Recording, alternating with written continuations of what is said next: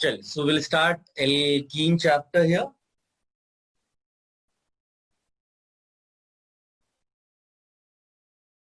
Guys, at the start of alkane, I told you we need to study preparations and properties for all chapters. So यहाँ पर भी same manner में first we'll start preparation methods of alkene. Although हमने कई सारे preparation methods किए हुए हैं, पहले से किए हुए हैं, तो पहले हम वो वाला डिस्कशन करते हैं जो हमने नहीं किया हुआ है. तो लिखिएगा पहला जो मेथड है बाय हाइड्रोजनेशन.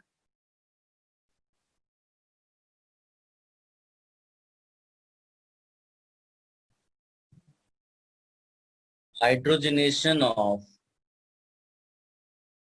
एल्काइन. गाइस, अगर आप नॉर्मल मेथड्स यूज करेंगे एल्काइन को हाइड्रोजनेट करने का तो आपको एल्केन प्रोडक्ट मिल जाता है. तो it is important to control the reaction. ठीक है, इसीलिए रिएक्शन को हम कंट्रोल्ड हाइड्रोजनेशन भी बोलते हैं. तो यहां लिख लेना इसको ब्रैकेट में आप, कंट्रोल्ड.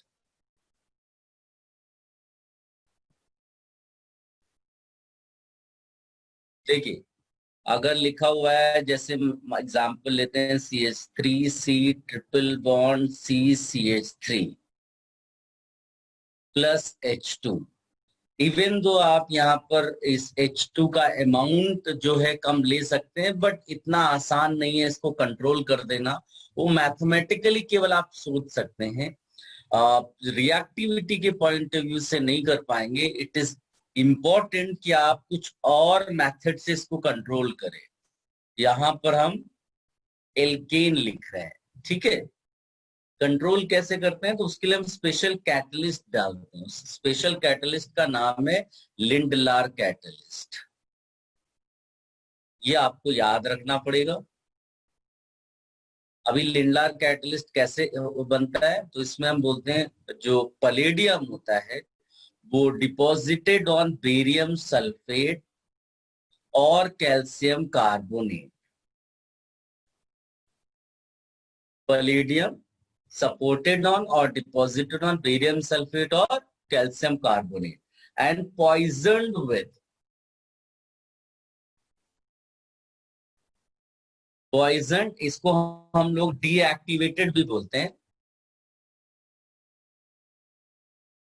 poisoned with sulfur और quinoline, सल्फर और क्यूनोलिन और लेड एसीटेट भी हम लिख सकते हैं. ये लेड एसीटेट है और इवन लेड ऑक्साइड. ये आप इतने सारे ये डीएक्टिवेशन के लिए यूज कर सकते हैं. और इस पूरे इसको हम लिंडलार कैटलिस्ट बोलते हैं. तो अगर कहीं पर लिखा हो CH3C triple bond CCH3 plus H2 और एरो पे लिखा होगा लिंडलार कैटलिस्ट, तो आपको कुछ नहीं करना है, केवल 2 हाइड्रोजन यहां लगा देना है. और एक दूसरी इंपॉर्टेंट पॉइंट, बिकॉज हाइड्रोजनेशन हमने ऑलरेडी पढ़ा हुआ है कि सिन एडिशन होता है. सिन एडिशन, तो अगर हाइड्रोजनेशन सिन एडिशन है तो दोनों हाइड्रोजन सेम साइड से आएंगे. तो यहाँ पर जो 2 हाइड्रोजन आप अटैच करेंगे वो सेम साइड से आएंगे. मतलब अगर आप एल्कीन पे रोक रहे हैं तो यू विल रियलाइज कि ये आपको सिस एल्कीन बन गया. ये सिस एल्कीन हो गया. लेकिन उसके लिए इंपॉर्टेंट क्या है कि ये जो एल्काइन है ये होना चाहिए नॉन टर्मिनल. Non terminal. अगर टर्मिनल रहे जैसे CH3C ट्रिपल बॉन्ड CH, तो आप सिंपली एल्कीन तो बना दोगे CH3CH डबल बॉन्ड CH2. ये एल्कीन बनेगा, but you will not be able to say cis और trans here. So it is important कि alkyne is here non terminal. If you want a configuration किसमें जो product आपका मिल रहा है alkene. ठीक है, इसको कॉपी कर लो आप। सर ऊपर वाले रिएक्शन में भी CH3 CH2 double bond CH2 CH3 आना चाहिए ना? इसकी बात करें बेटा, हाँ सर, क्या आना चाहिए? डबल बॉन्ड आना चाहिए ना बीच में। नहीं नहीं, ये जो हमने रिएक्शन लिखी है ये नॉर्मल रिएक्शन लिखी है। मतलब जब तुमने एक नॉर्मल जो कैटलिस्ट हम यूज करते हैं उसमें, तो उस सिचुएशन में आप कंट्रोल नहीं कर पा रहे हैं रिएक्शन को, इसके लिए तो आपने स्पेशल कैटलिस्ट यहाँ लिखा। ये स्पेशल कैटलिस्ट है that will control the reaction.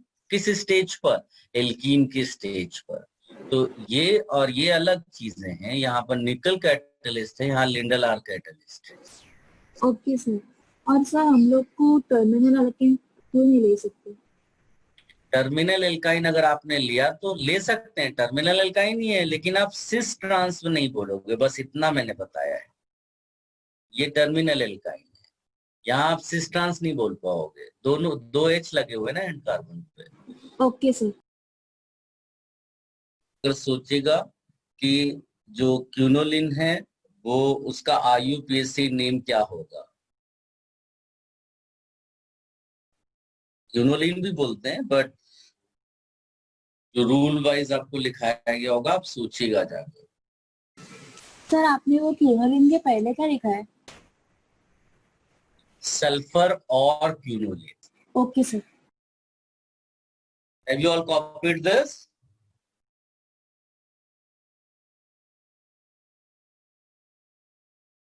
यहाँ नोट करके लिख लीजिएगा कि this controlled hydrogenation is used.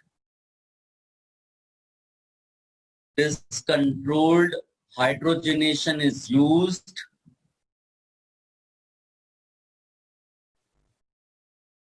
for the conversion of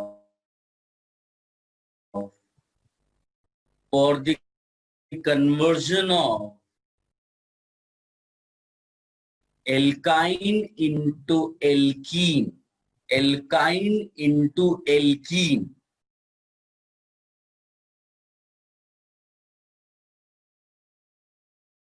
And if alkyne is non-terminal, if alkyne is non-terminal, then cis-alkene is formed. Cis-alkene.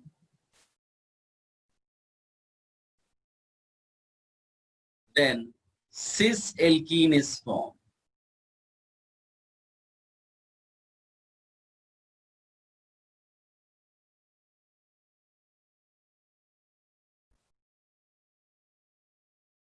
Bracket में लिखना, it's due to syn addition.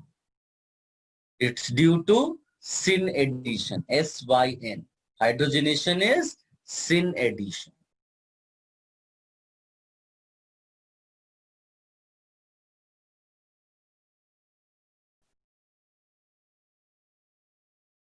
Guys, यहीं पर similar function का एक और catalyst है जिसको हम लोग P2 कैटलिस्ट बोलते हैं। इतना एग्जाम में तो नहीं आता है ये, बट फिर भी इसको आप लिख कर रखिएगा।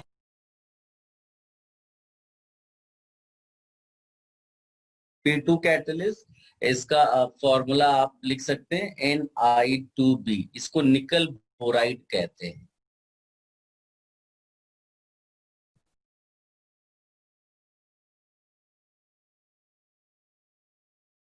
रिएक्शन लिख लें, बिल्कुल सिंपल, वैसे ही जैसा प्रीवियस हमने लिखा हुआ था। एक दूसरा एग्जांपल ले लेते हैं इस बार।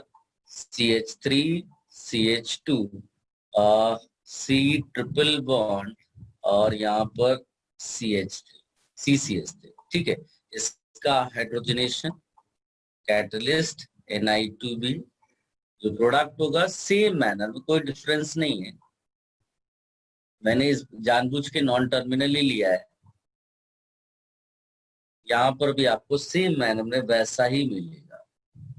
ठीक है, ये भी आप कॉपी कर लीजिए। एंड ये जो निकल बोराइड P2 कैटलिस्ट है, this is actually obtained by the reduction of निकल एसीटेट विथ NaBH4। तो निकल एसीटेट का रिडक्शन अगर कराएंगे CH3COO होल ट्वाइस Na, ये निकल एसीटेट है। हो सकता है आपको ऐसा पहले दे दे, रादर देन गिविंग Na2B, वो यहाँ कुछ A लिख दे और A इस रिएक्शन से बनाएगा। यहाँ पर बस इतना आपको दिखा देना है कि here we get P2 catalyst. Copy कर।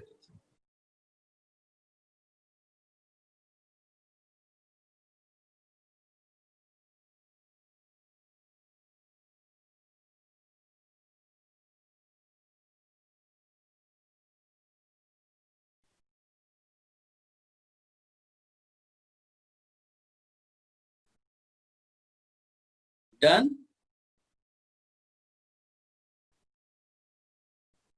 Yes, sir. Yes, sir.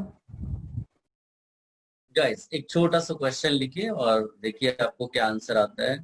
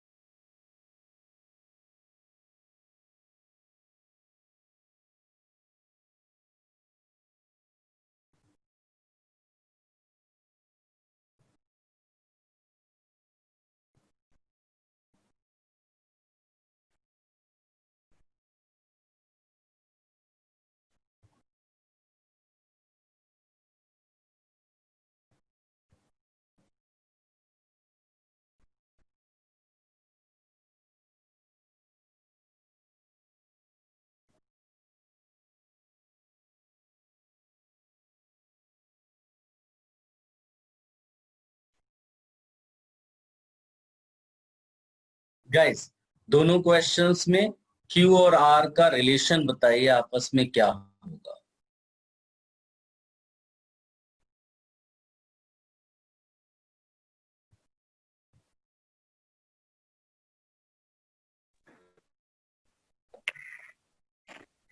Options भी दे देता हूं। Identical, diastereomers,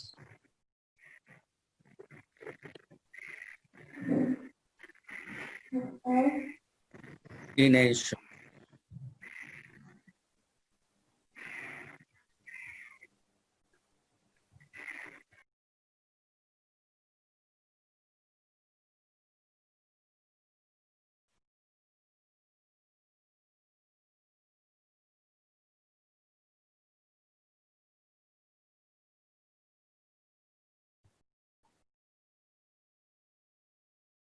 done.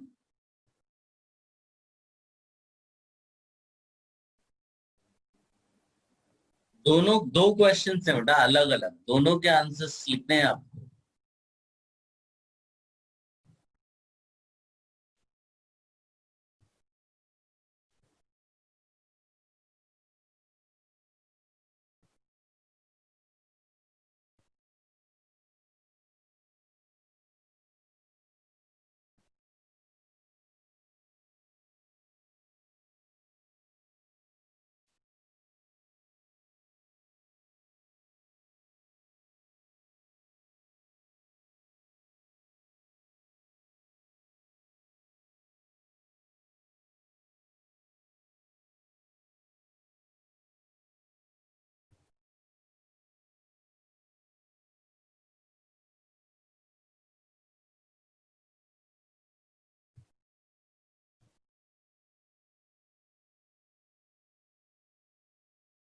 गाइस चलिए डिस्कशन कर लेते हैं।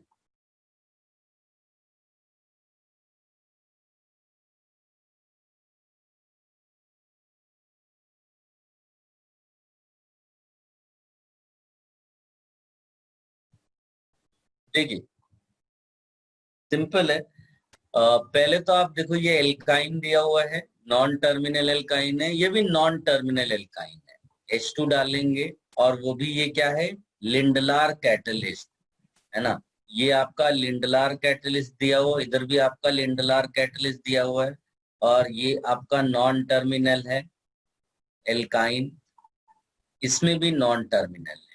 तो हम लोगों ने नॉन टर्मिनल के लिए क्या क्या क्या अभी स्टडी किया है कि नॉन टर्मिनल एल्काइन का जब हाइड्रोजनेशन होगा लिंडलार कैटलिस्ट की प्रेजेंस में, what do we get, cis alkene. So here you can easily write CH3 C, यहाँ पर H डाल दिया सेम साइड में, ये यहाँ पर भी आप सिस एल्कीन ही लिखेंगे। केवल डिफरेंस ये है कि यहाँ पर you can not divide this molecule into two identical halves. Here you can divide molecule into two identical halves. इधर सिस है, इधर भी सिस है, ये आप लिख सकते हैं, मतलब इसको आप नॉन सिमेट्रिकल लिखो। सिस तो है बट कोई सिमेट्री नहीं है, मतलब we can not divide this into two identical halves. ये लेकिन किस टाइप का है, सिमेट्रिकल है, राइट। ये डिफरेंस है, बाकी है दोनों में सिस। नाउ हाइड्रोजनेशन फिर से तुमने कराया और ये नॉर्मल है, तो अब एल्कीन भी हाइड्रोजनेट हो जाएगा, तो आपको नॉर्मल एल्केन मिलेगा। यानी कि ये जो ऊपर वाला केस है तो यहाँ मिलेगा CH3 CH D CH D CH। नीचे वाले केस में क्या मिलेगा, CH3 CH2 CH D CH D CH3। अब आप ध्यान से देखो तो जो प्रोडक्ट है उसमें यहाँ पर ये कायरल कार्बन है, ये कायरल कार्बन है, यहाँ पर भी देखो कायरल कार्बन है, यहाँ भी कायरल कार्बन है, इसीलिए ऑप्शंस में ये डायस्टेरियोमर्स और इनेंशियोमर्स करके लिखा हुआ है। तो ये यहाँ पर दोनों कायरल, दो कायरल कार्बन है, तो इसका मतलब है कि यहाँ पर आपको पॉसिबिलिटी है, अगर यहाँ दो प्रोडक्ट्स लिखे हुए, दो प्रोडक्ट्स क्यों मिलते हैं, तो दो प्रोडक्ट्स इसलिए मिलते हैं कि जो एल्कीन होता है ना, उस एल्कीन पे जब कोई हाइड्रोजनेशन या फिर D2 ऐड करेंगे तो जो दो D है या दो H है वो सेम साइड से आएंगे। तो सेम साइड का मतलब है वो एबव द प्लेन आ सकते हैं, बिकॉज ये जो डबल बॉन्ड होता है ट्रायंगुलर प्लेनर होता है, तो प्लेनर ज्योमेट्री में या तो अटैक एबव द प्लेन होगा या अटैक बिलो द प्लेन होगा। So you are going to get two configurations in the product, दो मिलेंगे, हो सकता है वो एक जैसे हो, और जब एक जैसे होंगे तो आप उसको आइडेंटिकल बोल दोगे। तो मैंने आपको ये चीज एल्केन चैप्टर में ऑलरेडी पढ़ा रखा है कि इसमें कैसे एडिशन होता है, तो उसका मेथड भी मैंने बताया था कि आप चाहो तो इसको याद कर सकते हो इस तरह से। मैंने आपको कार करके और TSR करके इस तरह बताया होगा, तो मैं फिर से दोबारा इधर बता देता हूँ। ये एक मेथड आप याद रखिएगा कि अगर आपके पास सिस एल्कीन है, लेकिन याद रखना वो सिमेट्रिकल होना चाहिए, सिस एल्कीन है और एडिशन एंटी हो जाए तो जो प्रोडक्ट बनता है वो रेसिमिक मिक्सचर है। तो कार वर्ड याद भी रहेगा नॉर्मली, कार कार याद रखने में कोई प्रॉब्लम तो नहीं। इसको भी आप याद रख सकते हैं 3 सीटर रिक्शा करके, रिक्शे में 3 लोग बैठ रहे हैं, 3 सीटर रिक्शा। तो T मतलब ट्रांस एल्कीन, S मतलब सिन एडिशन और R मतलब रेसिमिक मिक्सचर। जब भी मान लीजिए कोई नया आपको निकालना हो तो 3 यहाँ जो लेटर्स लिखे हुए हैं ना, 3 में आप 2 चेंज कर सकते हैं, 1 चेंज नहीं करना है। तो चेंज करने का मतलब क्या होता है कि मान लीजिए कि आपने सोचा कि जो ये सिस वाला सिन वाला केस है इसका दूसरा क्या बन सकता है, तो I will keep S same, तो मुझे T और R चेंज करने पड़ेंगे। T जो है वो T का सिस हो जाएगा, बिकॉज अगर एक ट्रांस है तो दूसरा क्या हो जाएगा उसका सिस। और R रेसिमिक मिक्सचर है तो इसका उल्टा मेसो होगा, रेसिमिक का अलग क्या होगा, मेसो होगा, तो यहां लिख देंगे मेसो, CSM छत्रपति शिवाजी महाराज। ये भी याद रख सकते हैं, इसमें कोई बड़ी बात नहीं है ना। ये स्टाइल से आप याद रख सकते हैं। बट मेसो जब भी आप बोलोगे, ये जो मेसो है ना, ये मेसो तभी पॉसिबल होगा जब एल्कीन सिमेट्रिकल हो।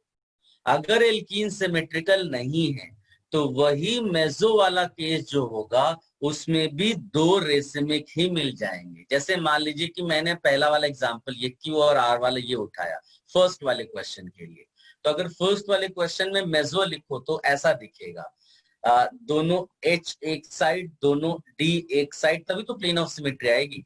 और यहाँ CH3 अगर तुम इसका मिरर इमेज भी बनाओगे तो वो भी इसी के जैसा मेजो होगा। क्या आप सोच पा रहे हो? ये दोनों मेजो हैं, दोनों एक जैसे हैं, दोनों में प्लेन ऑफ सिमेट्री है, तो हम इनको बोल देते हैं कि ये आइडेंटिकल हो जाएंगे, आइडेंटिकल मेजो है। लेकिन यही सेकेंड क्वेश्चन में देखो आप, ये सेकेंड क्वेश्चन में आप वैसा ही बनाओ, मतलब सिन एडिशन किया, दोनों डी सेम साइड से गए, तो आपको प्रोडक्ट इसी तरह का मिलेगा। लेकिन डिफरेंस ये हो गया कि इसमें जो यहाँ ऊपर आपने ग्रुप लिखा और जो ग्रुप आपने यहाँ नीचे दिखाया ये एक जैसे नहीं है, तो there is no plane of symmetry. यहाँ क्या लिखेंगे? No plane of symmetry. अगर नो प्लेन ऑफ सिमेट्री आप लिख रहे हो तो ये मेजो तो नहीं हुआ, और अगर मेजो नहीं हुआ तो इसका जो मिरर इमेज बनाओगे वो आइडेंटिकल नहीं होगा, क्योंकि मेजो में आप आइडेंटिकल बोल पा रहे थे ना।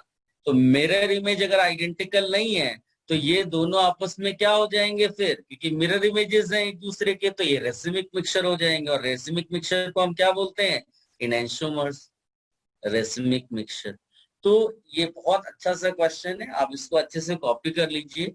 तो पहले क्वेश्चन का आंसर हो जाएगा आइडेंटिकल, क्योंकि उसमें मेसो मिल पा रहा है, और दूसरे केस में वो एक दिख सकता है, तो लगेगा मेसो जैसा है, लेकिन प्लेन ऑफ सिमेट्री ही नहीं है इसमें, राइट। तो इसके मिरर इमेजेस जो होंगे ये दोनों एक दूसरे के आइडेंटिकल नहीं होंगे, इसीलिए इनको हम रेसिमिक मिक्सचर बोलते हैं।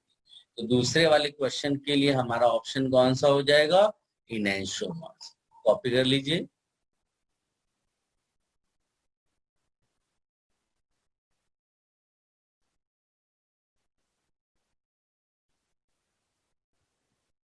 यहाँ कार मैंने इसलिए लिख दिया था, ये याद रखना ज्यादा आसान होता है, फिर बाकी तो आप इस तरह से निकाल सकते हो। जैसे मैंने बताया कि एक को सेम रखना और 2 को चेंज कर देना।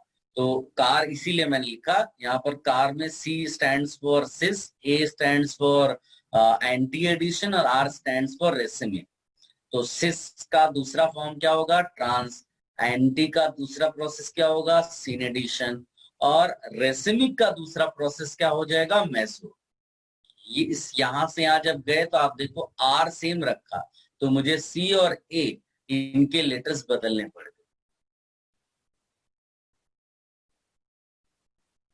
Sir, R in both of them is racemic, no?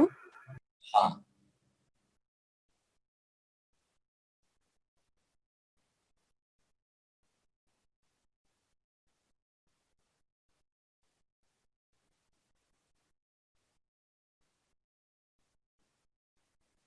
can I remove this screen now?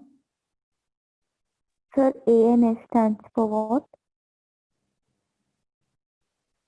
A stands for anti addition. Sir ये जो नीचे आपने जो शॉर्ट फॉर्म्स लिखे वो सारे सिमेट्रिकल के लिए ना? सिमेट्रिकल के लिए अगर मेजो तुमको सोचना हो, अगर मेजो सोचना है तो सिमेट्रिकल होना पड़ेगा, और अगर सिमेट्रिकल नहीं हुआ तो मेजो वाला केस भी रेसिमिक बन जाएगा। एंड ये एग्जांपल उसका उसी लिए है।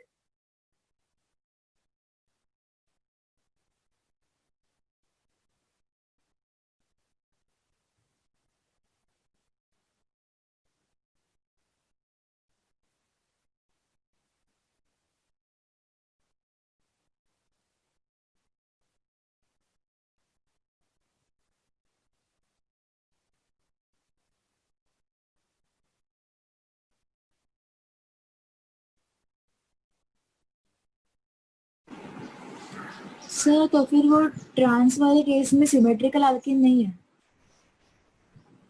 ट्रांस वाले केस में TSR में सिमेट्रिकल एल्कीन नहीं है?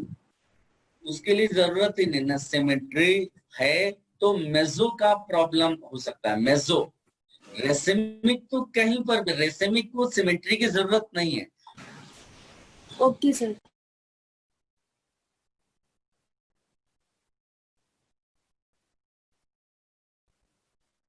चल guys, this was about controlled hydrogenation.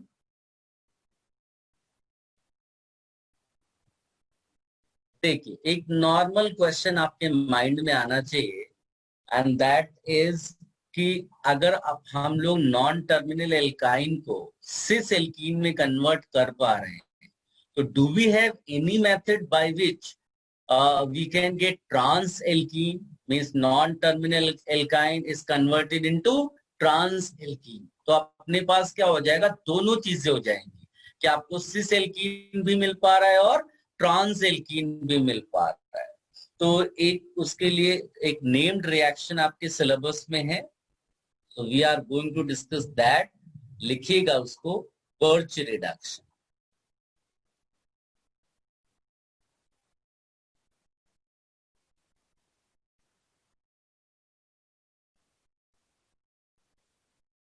Birch reduction.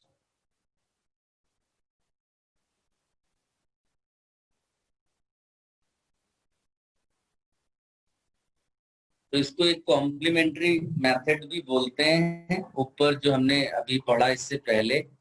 Guys birch reduction में हम लोग यूज करते हैं जो रिएजेंट, ये हाइड्रोजनेशन नहीं है. इसको आप हाइड्रोजनेशन इस तरह से सच नहीं बोल रहे हैं, हाइड्रोजन नहीं डाल रहे हैं रिएजेंट, हम ले रहे हैं सोडियम इन लिक्विड अमोनिया.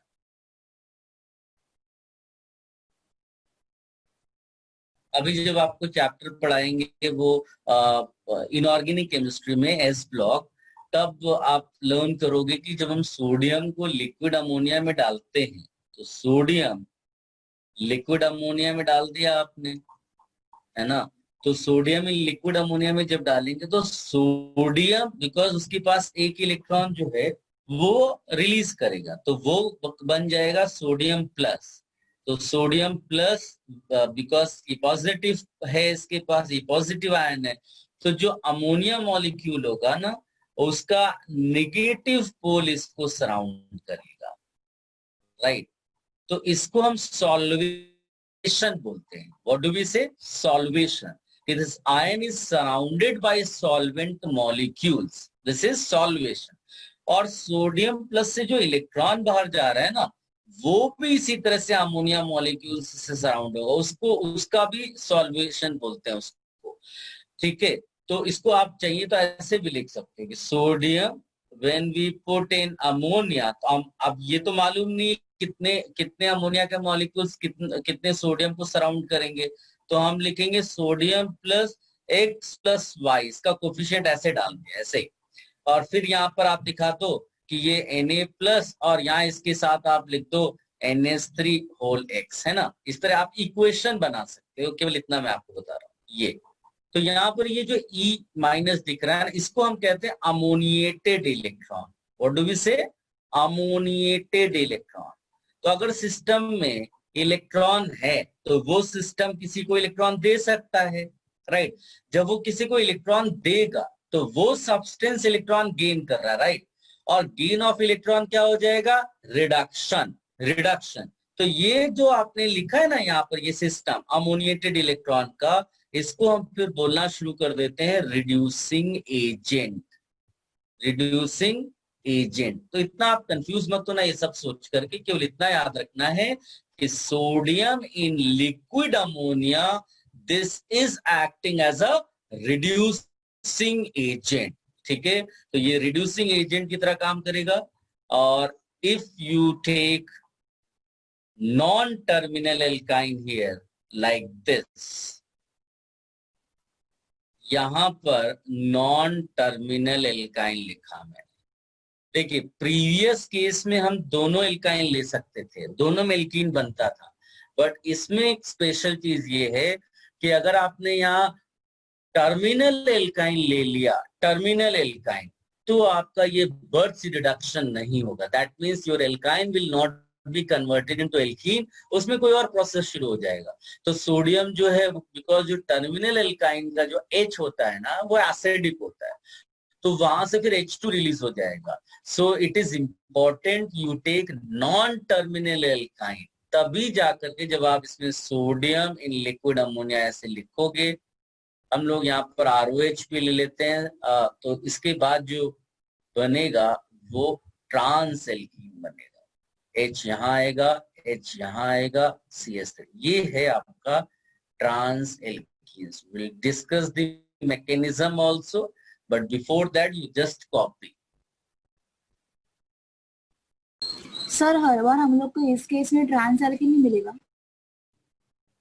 हर बार मतलब उसके लिए आपका जो एल्काइन है वो इंटरनल एल्काइन ही लेना। अगर आपने टर्मिनल वाला एल्काइन ले लिया तो आपको एल्कीन मिलेगा ही नहीं। Guys, have you copied everything? Should I discuss the mechanism? Yes sir. अभी मैकेनिज्म लिखिएगा इसकी।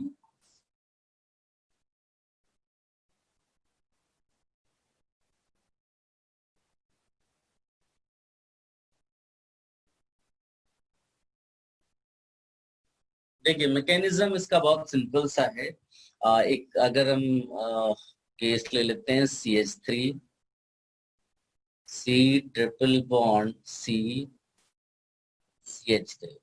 इस वाले केस में अगर हम देखेंगे लेटेस्ट आपसे सोडियम मिलेगा। अच्छा एक और बात बता दें आपको, यहाँ पर सोडियम में लिक्विड अमोनिया लिखा है, इसके बदले आपको वो जैसे दे सकता है लिथियम इन लिक्विड अमोनिया, या फिर आपको दे सकता है NH3 के बदले C2H5NH2 लिखा हुआ मिल सकता है। उससे कोई फर्क नहीं पड़ता है, हमारे लिए प्रोसेस वही रहने वाला है। तो let me take this.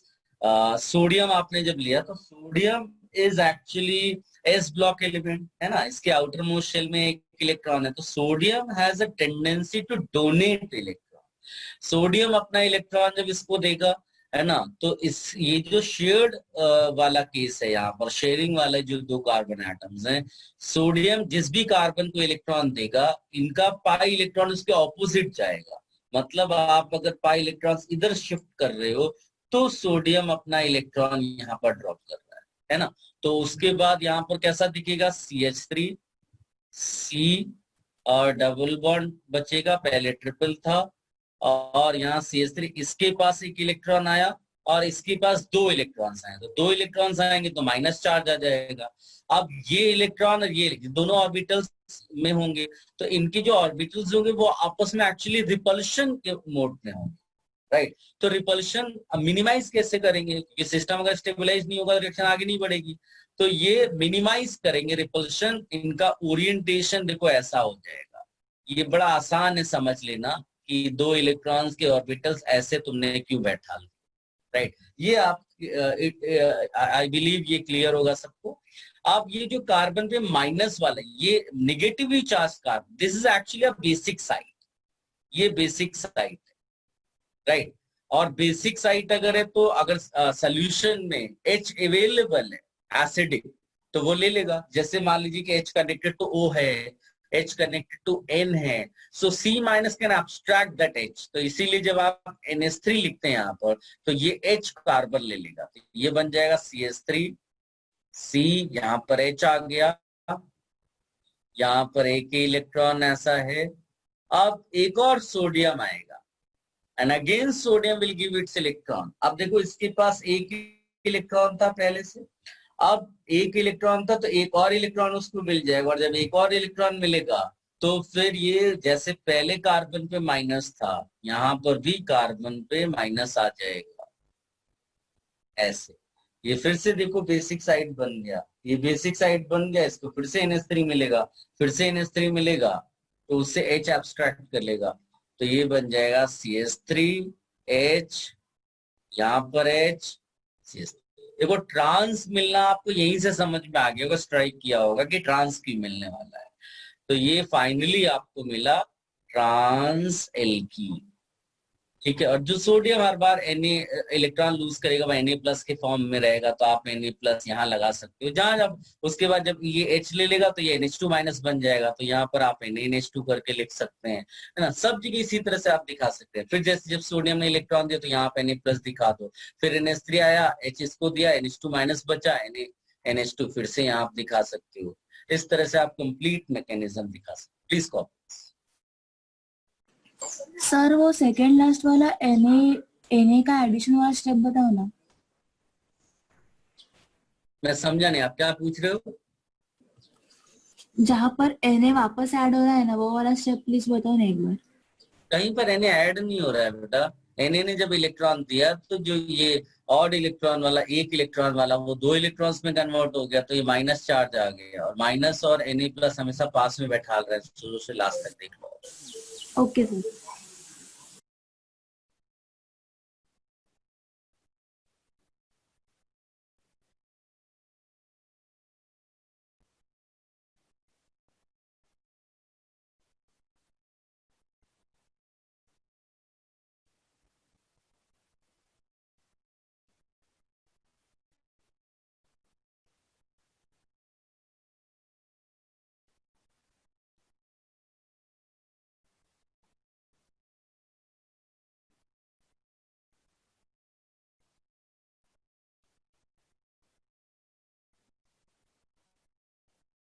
Guys यहाँ पर आप ऐसे भी सोच सकते हैं कि जो ट्रिपल बॉन्ड का जो पाई बॉन्ड है वो होमोलिटिकली ब्रेक हो रहा है, और एक इलेक्ट्रॉन इधर जा रहा है और एक इलेक्ट्रॉन इधर जा रहा है। फिर इस इलेक्ट्रॉन जिसके पास सोडियम ने भी अपना इलेक्ट्रॉन दिया, जिस किसी के पास भी, उसके पास माइनस चार्ज आ जाएगा, ऐसा भी आप सोचिए।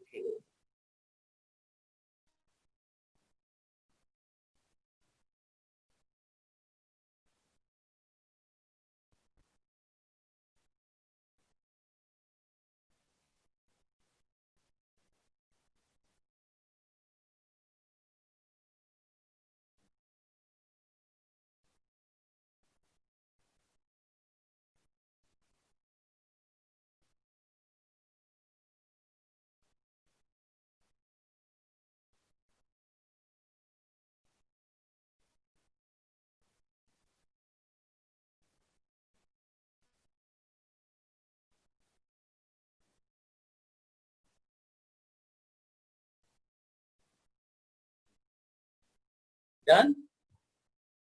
Yes, sir. यहाँ पर सिंपली एक छोटा सा नोट लिख लीजिएगा कि Birch reduction is used for conversion of non terminal alkyne into trans alkene. Non terminal alkyne into trans alkene. Non terminal का मतलब internal alkyne, non terminal alkyne into trans alkene. Terminal alkynes can not be used in Birch reduction.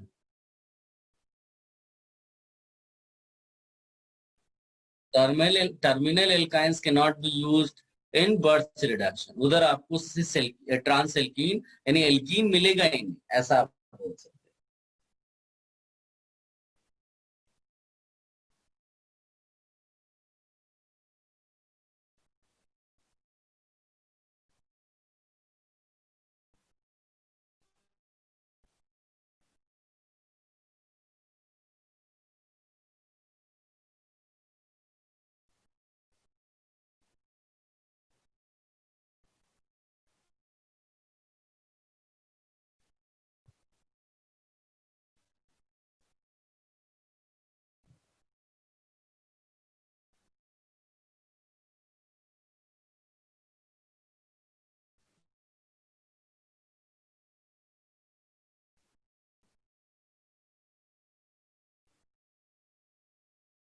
Guys, again find relation।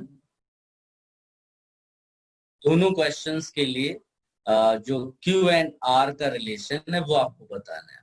I am writing here again identical enantiomers similar manner पे, जैसे previously हमने question किया था diastereomer.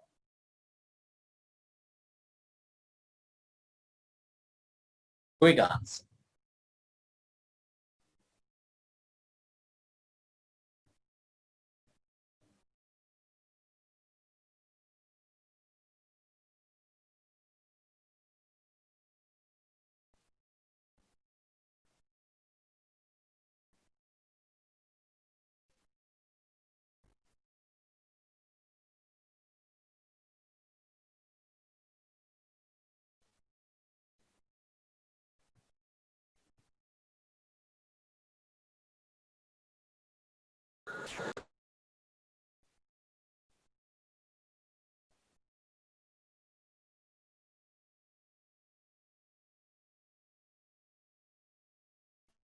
Done.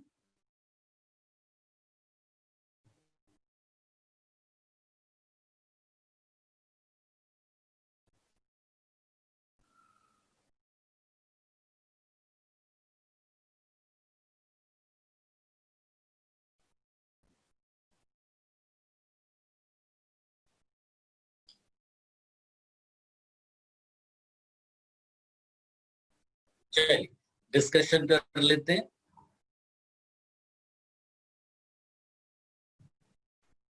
देखिए, first of all, this is the reaction where this alkyne, because this is a non-terminal alkyne, this will be converted into cis alkene। तो यहाँ पर जो P मिलेगा पहले वाले की, सॉरी, ट्रांस एल्कीन, तो ये जो P मिलेगा यहाँ पर वो होगा CH3। यहाँ पर आप H ऐसे दिखा दो, इधर H और ये CH3, यहाँ पर भी ट्रांस है। लेकिन डिफरेंस ये है कि ये वैसा ही जैसे प्रीवियसली मैंने आपको बोला था कि सिमेट्रिकल और नॉन नॉन सिमेट्रिकल, मगर अगर इसका मॉलिक्यूलर फॉर्मूला हम सीधे लिख देते हैं तो इसमें आप डिवाइड कर सकते हो टू आइडेंटिकल हाफ्स में, इसमें नहीं कर सकते हो क्योंकि इधर CH3 CH2 लगा है और इधर CH3 लगा है, जबकि इस वाले में CH3 CH3 दोनों तरफ लगा हुआ है। ठीक है, तो अगर वही फंडा पुराना वाला हम यूज करें जिसमें हमने लिखा था कि कार, है ना, कि cis alkene, anti addition, racemic, तो अच्छा, जो कार का एंटी एडिशन जैसा ही दूसरा कौन सा होगा, तो I will keep a same, तो मेरे को सी को बनाना पड़ेगा। मैंने बोला था ना 3 लेटर्स में से 1 लेटर आप सेम रखना, 2 चेंज करने पड़ेंगे। तो अगर मैं ए सेम रखना चाहता हूं तो सी को मुझे टी लिखना पड़ेगा, सिस से ट्रांस, और रेसिमिक का दूसरा क्या लिखते हैं हम, मेजो, है ना, तो ये टैम बन जाएगा।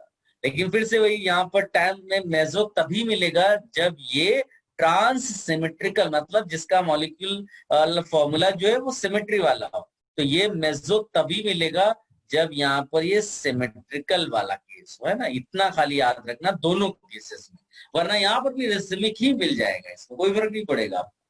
तो आप देख लेते हैं। देखिए, यहाँ पर अगर आप देखोगे तो पहले वाले केस में ये जो D2NI है, ये बताओ सिन एडिशन है कि एंटी एडिशन है, ये पुराने जैसा ही ये सिन एडिशन है। यहाँ पर भी ये सिन एडिशन है ना। ट्रांस एडिशन वाले केसेस आएंगे अभी फ्यूचर में, तो उनमें फिर यही क्वेश्चन इस तरह से आप रिपीट कर सकते हैं।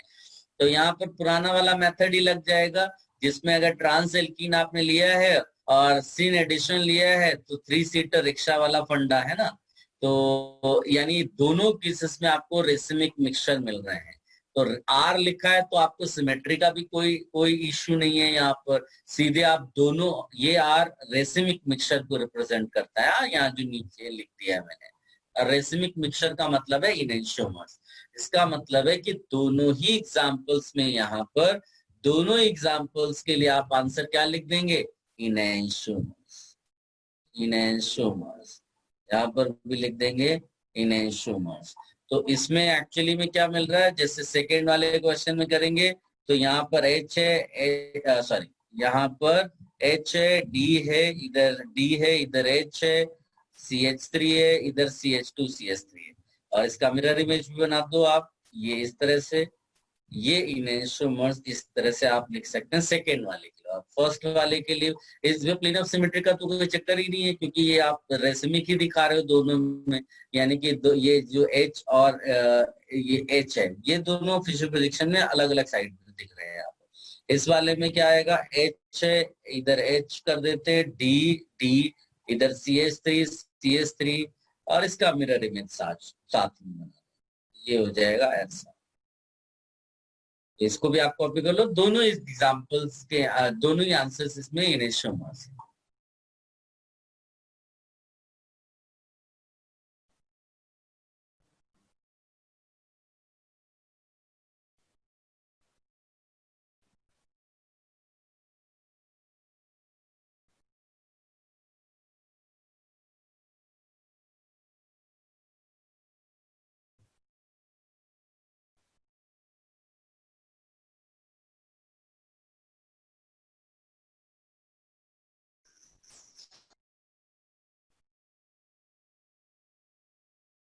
Done, sir.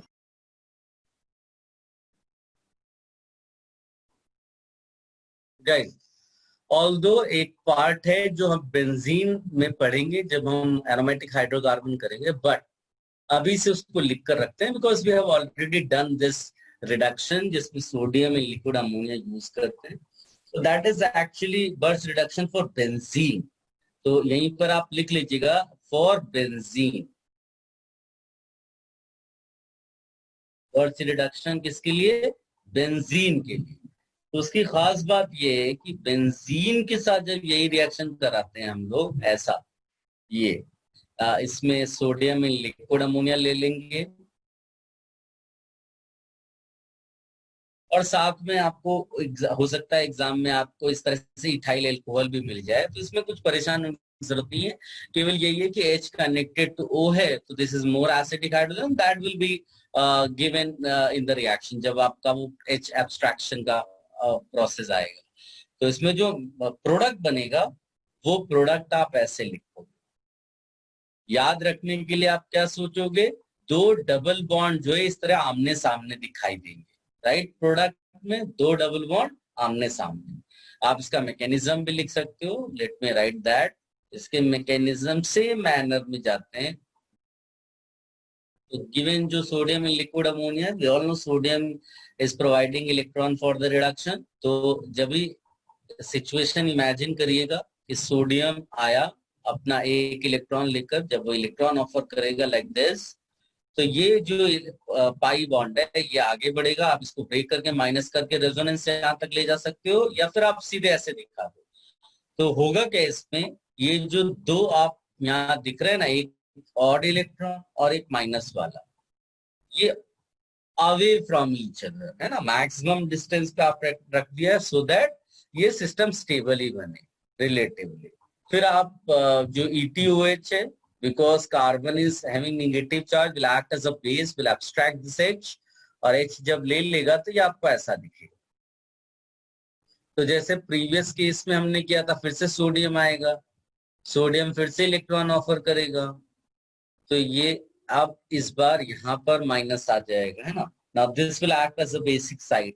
फिर से इसमें ETOH पिक्चर में आएगा और H एब्स्ट्रैक्ट कर लेगा ये carbon minus, and you will find या you will get this di. आप इसको देख लो, कोई कंफ्यूजन नहीं होना चाहिए. इसको भी आप, अच्छा इसमें एक और चीज आप याद रख सकते हैं कि अगर लेटर से ऐसा कोई एग्जाम्पल आ गया जिसमें बेंजीन में इलेक्ट्रॉन रिलीजिंग ग्रुप लग गया, ऐसा इलेक्ट्रॉन रिलीजिंग ग्रुप, जैसे मान लीजिए कि मैं लिख दूं OCS3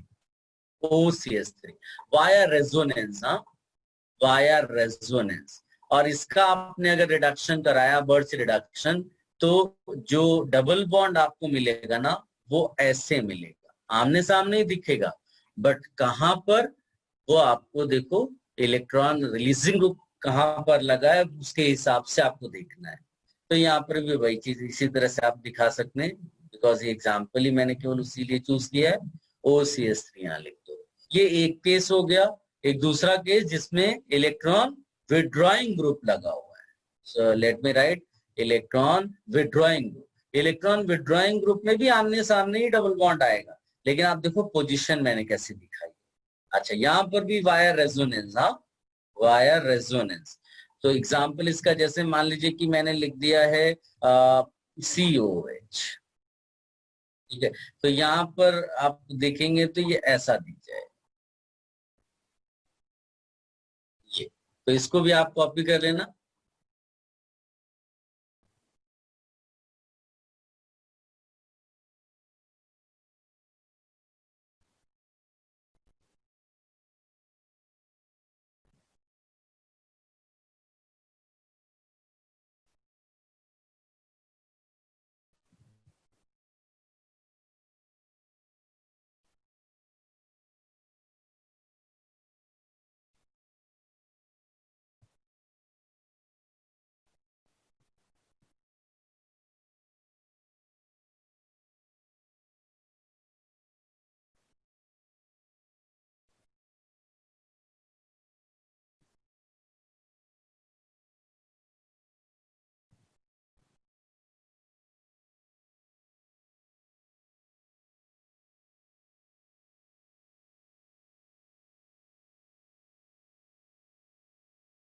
Have you copied everything?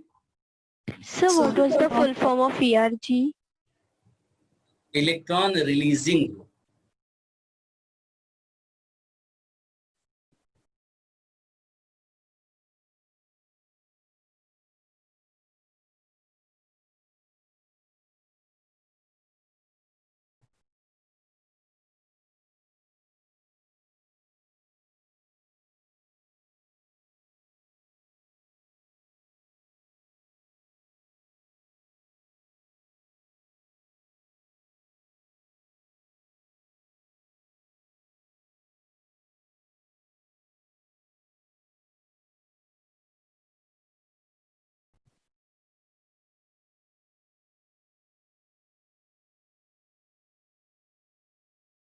Guys, देखो इसका भी मैकेनिज्म आपको दिखाई देते हैं.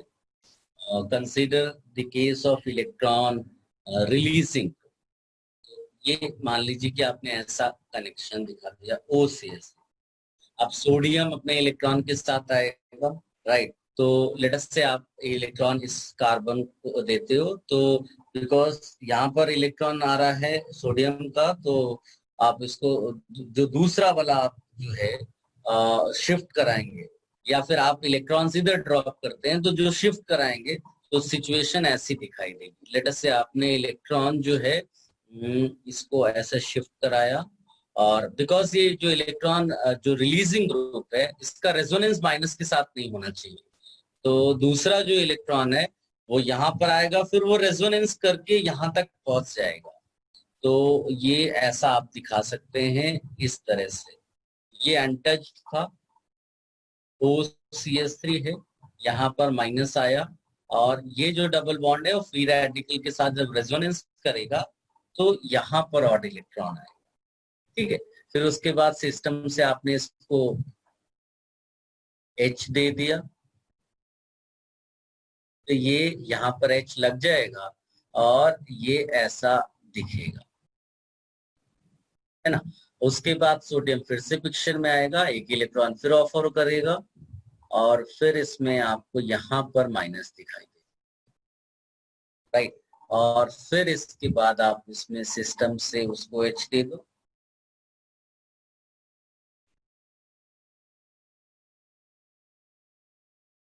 ये आपका फाइनल आंसर इस तरह से बना. सर इसमें प्लीज फर्स्ट और सेकंड स्टेप एक्सप्लेन करो ना. कॉपी कर लीजिए बेटा पहले. हो गया सर.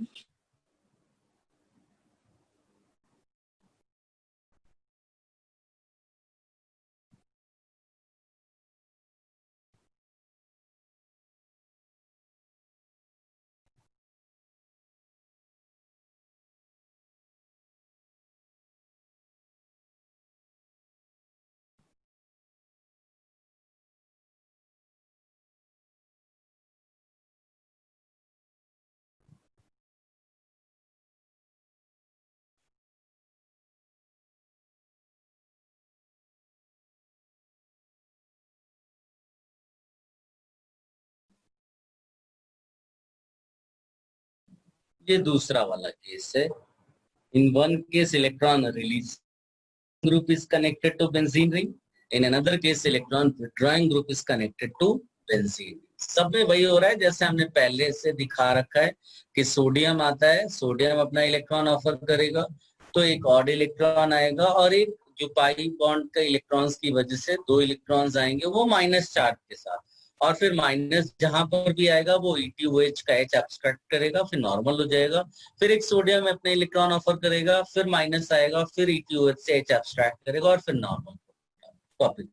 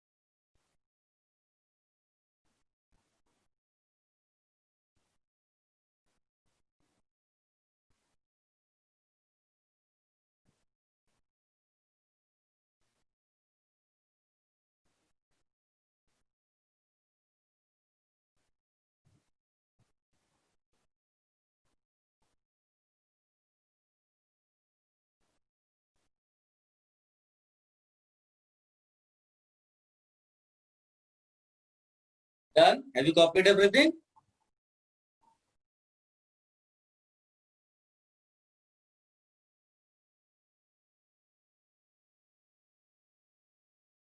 चल गाइस, ये तो जो नए हमने अभी मेथड्स पढ़े, और अभी एक दो जो पुराने मेथड्स हमने ऑलरेडी किए हुए हैं, तो लिखिएगा preparation of alkene bye dehydration of alcohol, bye dehydration of alcohol.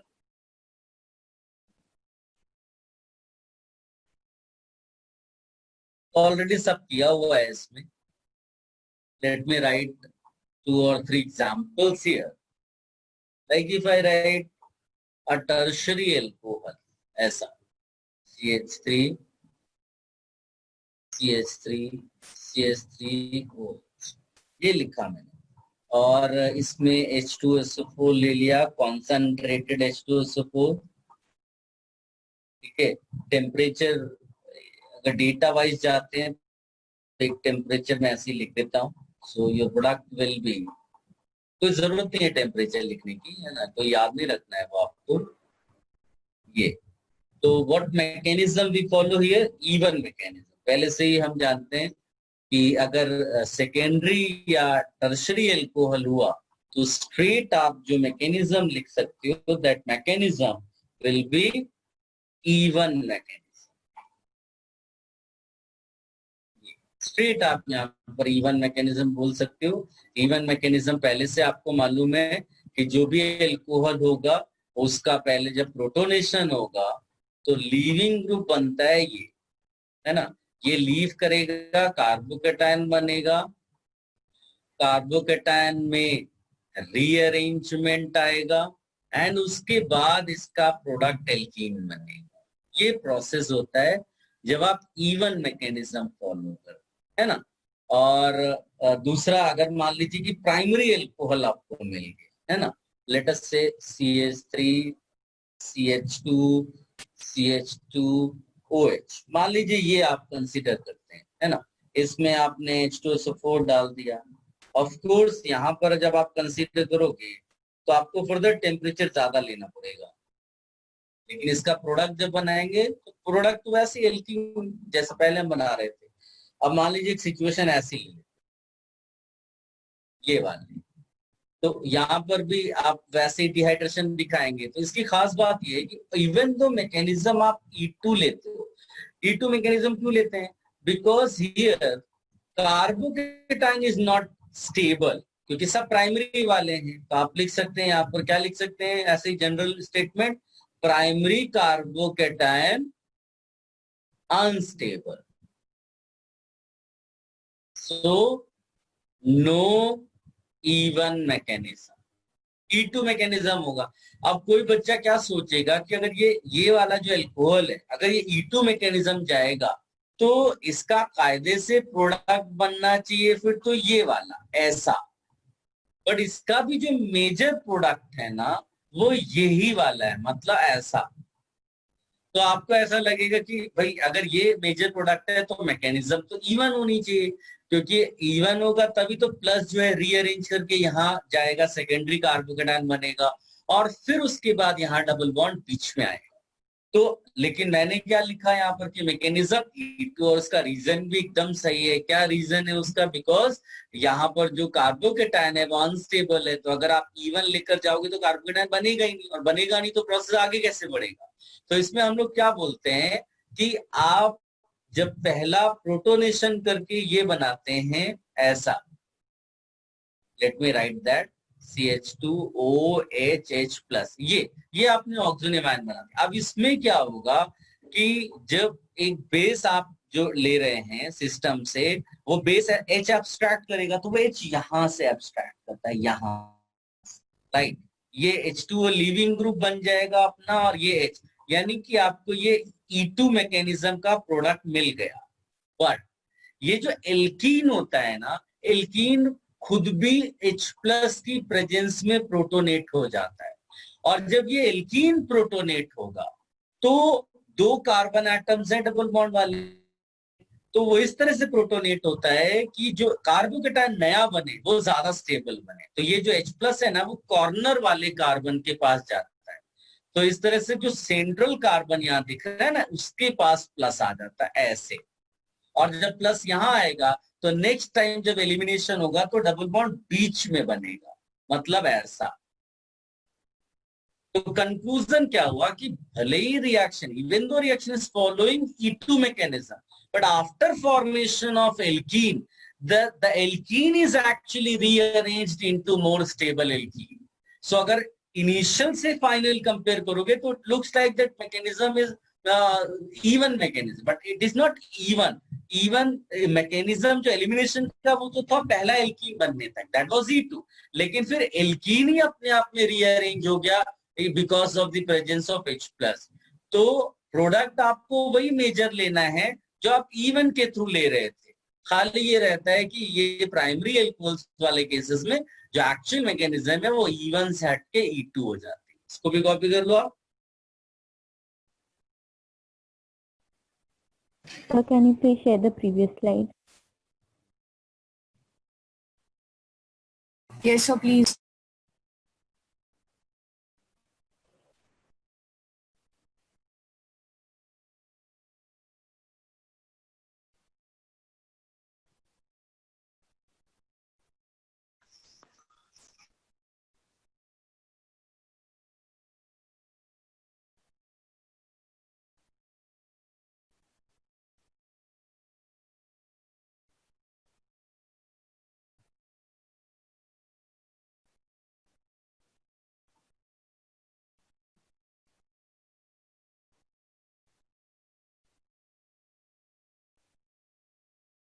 Can I change the screen?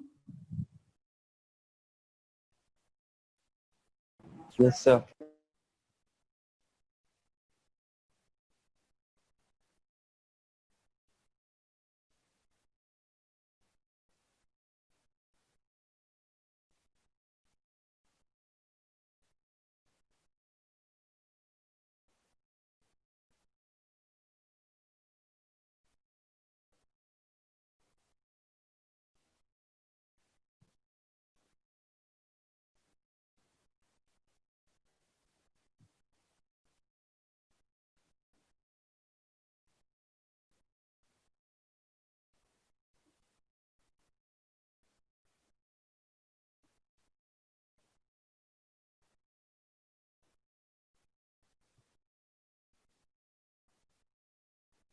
Done? Yes, sir.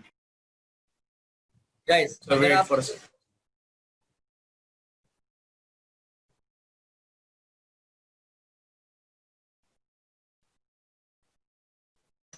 Yes, sir. Done.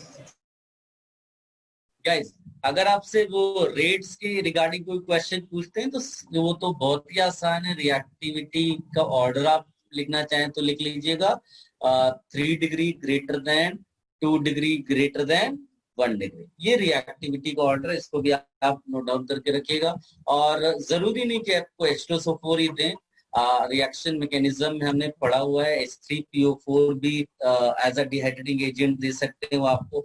Oxides कई बार हम लेते हैं, Al2O3 जैसे हम ऑक्साइड्स लेते हैं फॉर डिहाइड्रेशन। तो ये भी आप लिख कर रख लीजिएगा कि as a dehydrating agent.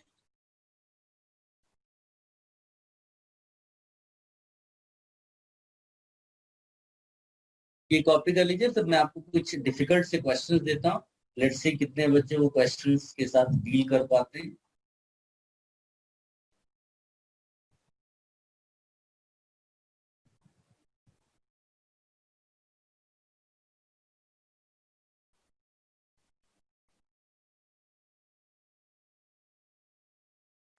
Sir, ये सारे H3PO4 और Al2O3 they are instead of H2SO4 ना? हाँ,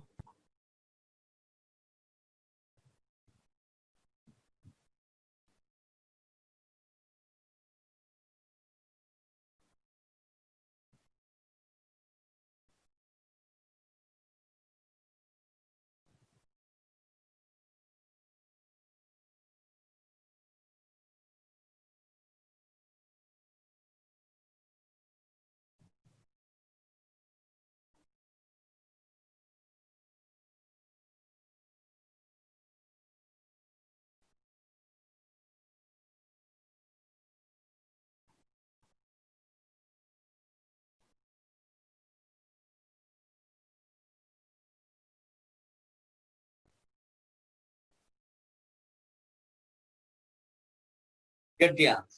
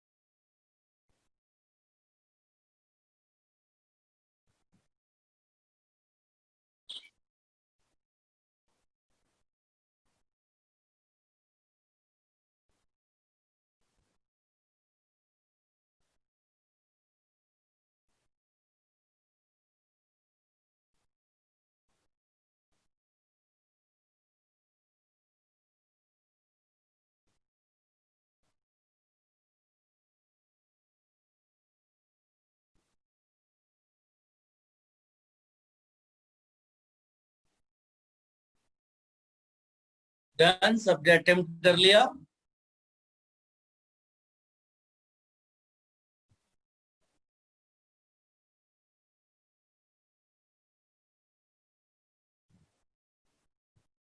देखिए, डिस्कशन कर लेते हैं।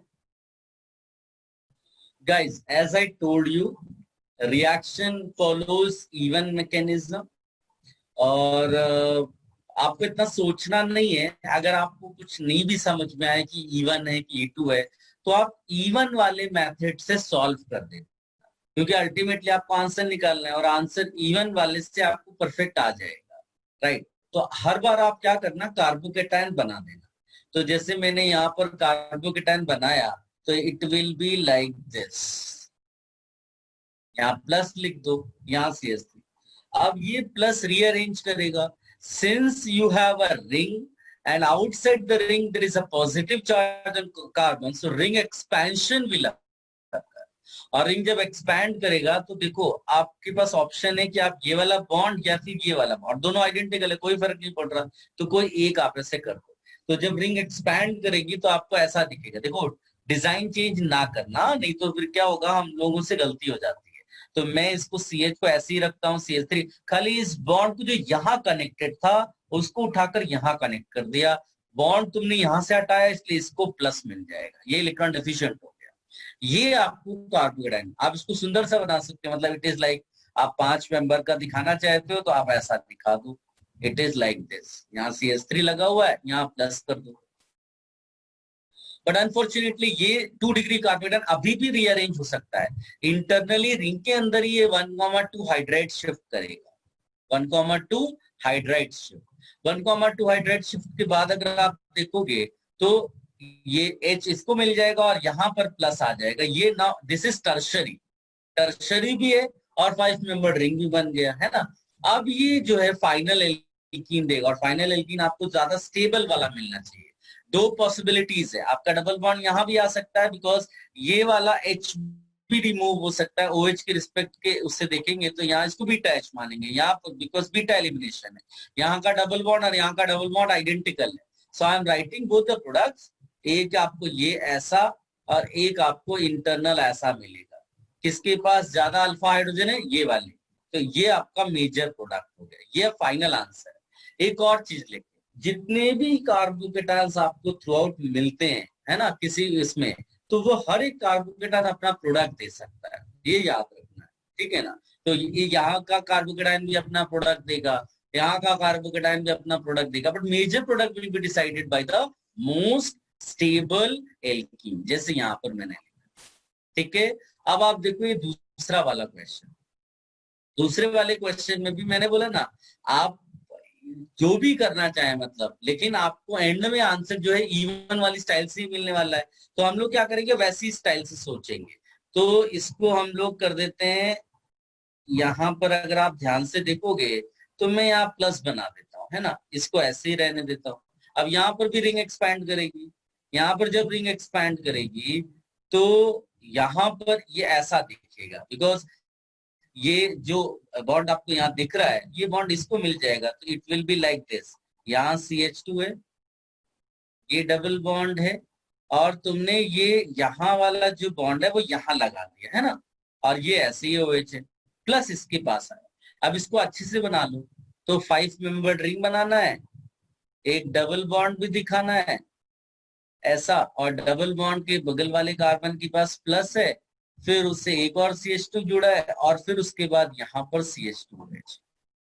ठीक है, अब ये वाला जो है इसका आप एल्कीन बना दो। डिहाइड्रेशन का मतलब ही आपको H2O पूरा प्रॉपर दिखाना है। ये आपको बन गया है ना, ये बन गया। अब आप इस वाले का फर्दर डिहाइड्रेशन करो, किसके पास एक और एल्कोहल है, तो इस वाले में भी आप देखोगे तो सेम मैनर में मैं कार्बोकेटाइन पहले ड्रॉ कर दूंगा। I will write carbocation like this, फिर रिंग एक्सपेंशन इसमें भी दिखाएंगे। तो ये अभी यहां से ये बॉन्ड ऐसे जाएगा, राइट, तो ये ऐसा बन जाएगा, 6 मेंबर्ड हो जाएगा। थोड़ा सा डिफिकल्ट है, मैंने जानबूझ के एग्जांपल चूज किया। यहाँ पर प्लस आ गया, और ये क्योंकि अब ये रिंग एक्सपैंड होगा, अब इसमें बाहर कुछ भी लगा है, प्लस यहाँ पर दिखाई दे रहा है आपको, प्लस यहाँ पर दिखा दें या फिर आप उधर उस साइड में दिखा दें, तो ज्यादा नहीं तो क्या कंफ्यूजन हो जाएगा यहाँ, क्योंकि प्लस इस कार्बन पे डेवलप हुआ है। उसके बाद आप इसमें डिहाइड्रेशन यानी एक डबल बॉन्ड और लगा दें, तो आप देखोगे अल्टीमेटली आपको बेंजीन मिल गया प्रोडक्ट इसका। तो you are getting benzene by dehydration of this compound. तो इसको भी आप कॉपी कर लो।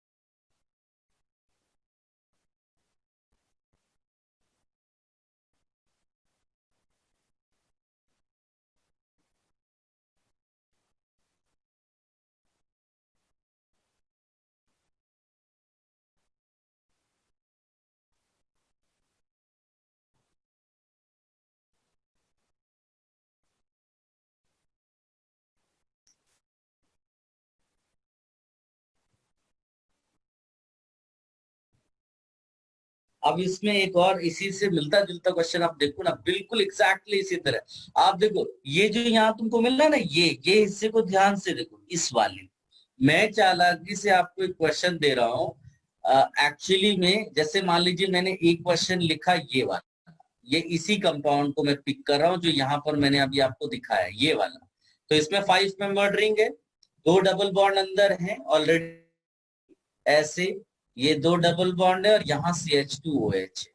तो समझ लो यही क्वेश्चन एग्जाम में आता, ऐसा दिया होता, तो इसका आंसर क्या होता? इसका आंसर है बेंजीन। अभी अभी हमने बनाया है ना, अभी अभी हमने उसको सेट को पूरा करके दिया है। अब इसी के बदले वो आपको स्टार्टिंग जो मैंने स्टार्टिंग में दिया था ऐसा वाला ये दे सकता है आपको, यहाँ पर CH2OH है। याद देखो सबका आंसर वही है, लेकिन स्टार्टिंग का अलग कर दिया तुमने, H2SO4 और हीट यहाँ भी दे दिया, इसका भी आंसर क्या हो जाएगा? बेंजीन। एक इंटरेस्टिंग सा कंपाउंड और है जिसका आंसर भी बेंजीन है, वो भी इसी प्रोसेस के उसमें जाएगा, और देखो उसको भी मैं आपको दिखा देता हूं। और ये सबसे डिफिकल्ट वाली कैटेगरी में आ गया, ऐसा आप लिख दो इसको भी अगर तुमने H2SO4 और हीट किया तो इट्स आंसर इज बेंजीन। अब लेट मी शो कि ये कैसे बेंजीन दे रहा है, ध्यान से देखिएगा। तो सेम सिनेरियो सेम मैनर में जैसे मैंने बोला ना कि आप सबसे पहले क्या बना लो, अपना स्टाइल का कार्बोकेटाइन बना दो, ऐसा बना दिया है ना। ये ऑल्दो ये साइक्लोप्रोपाइल मिथाइल कार्बोकेटाइन वाली कैटेगरी में है, लेकिन जब ring expand at the end you are getting benzene, तो जो बाकी OH दिए उनकी वजह से भी डिहाइड्रेशन होगा। तो यहाँ पर रिंग एक्सपैंड कराया, तो ये रिंग एक्सपैंड करेगी तो देखो डिजाइन चेंज मत करना, नहीं तो गलती हो जाती है।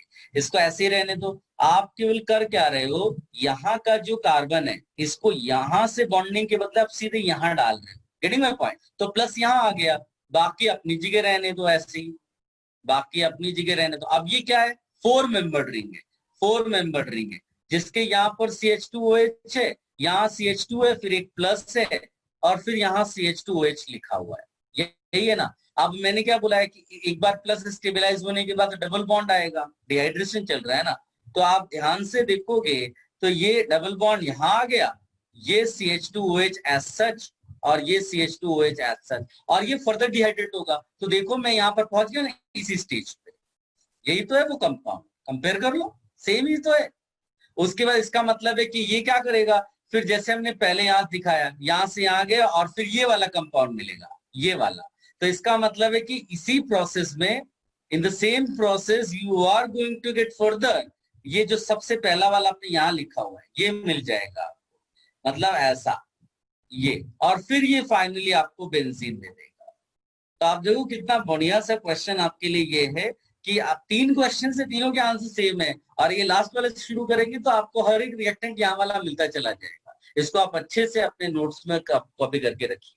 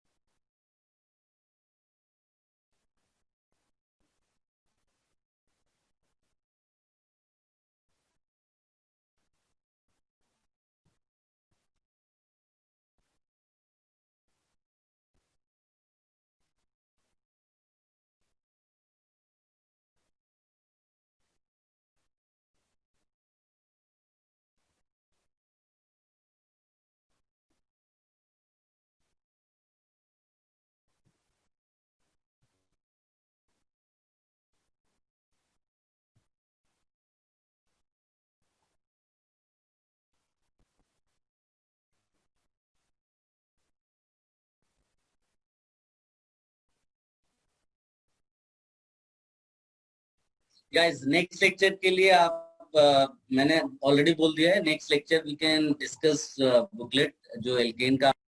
Thank you sir. Thank you, sir. Yes, sir. Thank you, sir.